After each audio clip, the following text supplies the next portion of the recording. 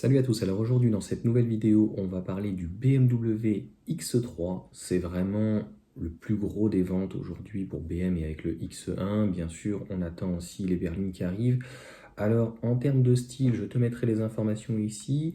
Alors même si la calandre est toujours grosse, volumineuse, grossière, je sais pas, tu le prendras comme tu veux.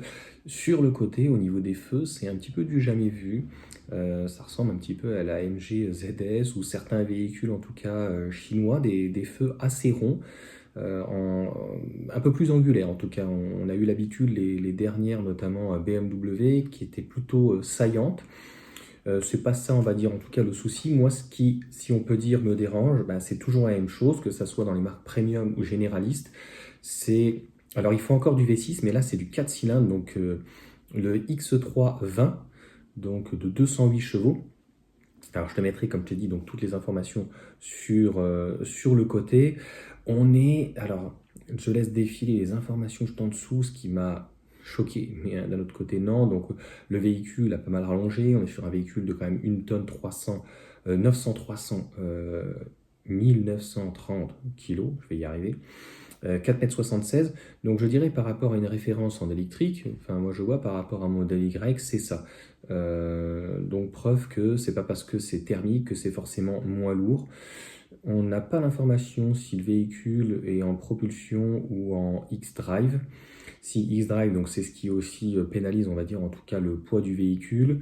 X3 donc qui devrait démarrer avec un 2 litres turbo, pareil a priori plus de diesel, 190 chevaux. Donc c'est un système micro-hybride, c'est voilà quoi, capacité de remorquage de 2 tonnes 4, c'est plutôt pas mal par contre.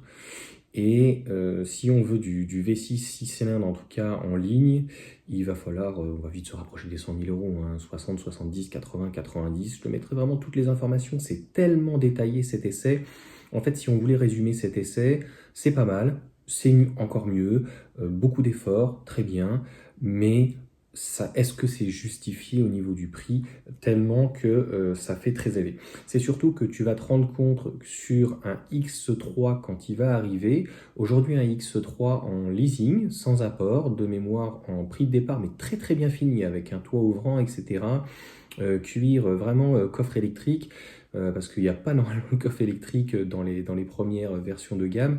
C'est de mémoire 590 ou 690 euros, donc il y en a certains qui vont faire une attaque cardiaque, on va dire là-dessus, mais c'est les prix, on va dire, de BMW, hein. Donc, le BMW donc grandit, ses tarifs aussi, comptez 63 900 euros hors malus de 5 800 euros minimum en 20 X-Drive. Donc, je trouve que ça fait quand même très cher le 4 cylindres. Avant, il débutait à 54 700. Donc, tu vois, il n'y a pas que le malus qui a pris un coup. Donc, c'est un véhicule qui, grossièrement, en prix de départ, avec un malus et tout, tu es à 70 000. Et après, ils te détaillent tout, c'est ça qui est quand même assez fou. Ils te disent, bah, bien sûr, hein, il ne fait pas de miracle, on est sur un véhicule de 2 tonnes, on est sur un essence, ça veut dire entre guillemets moins coupleux par rapport à un diesel, 2 litres 190 chevaux, on sait ce que ça donne, c'est mou, pour pas dire pire. Donc autant si ça avait été 200 ou 220 chevaux en électrique, ça n'aurait pas été un problème, mais là, clairement, ça pose un véritable problème. Donc le bilan, toujours accueillant, très bien, c'est super, c'est génial, et tatatata.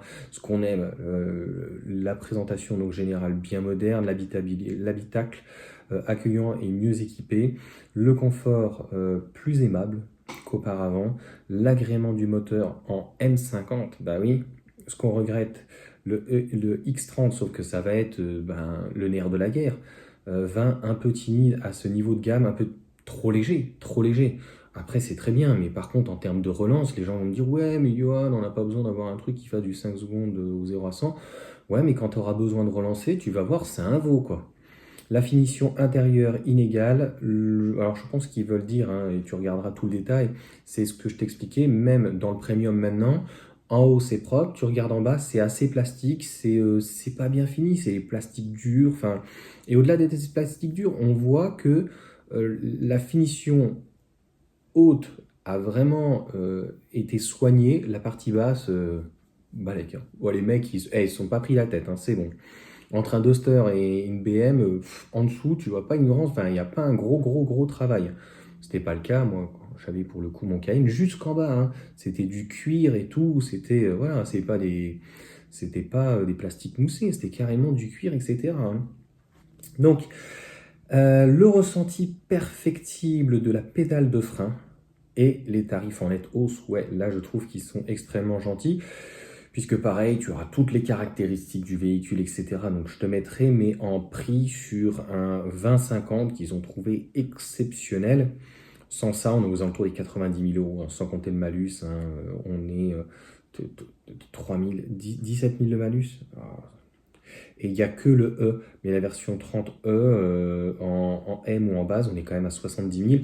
Donc garantie 2 ans, kilométrage illimité super, et la garantie donc de la batterie 8 ans et 100 000 km, donc la petite batterie. C'est ça qui est fou.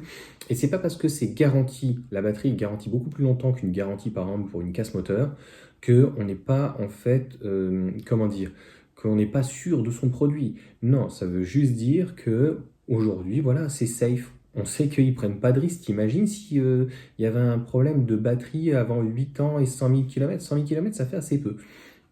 Donc là, pareil, tu as vraiment toutes les finitions, etc.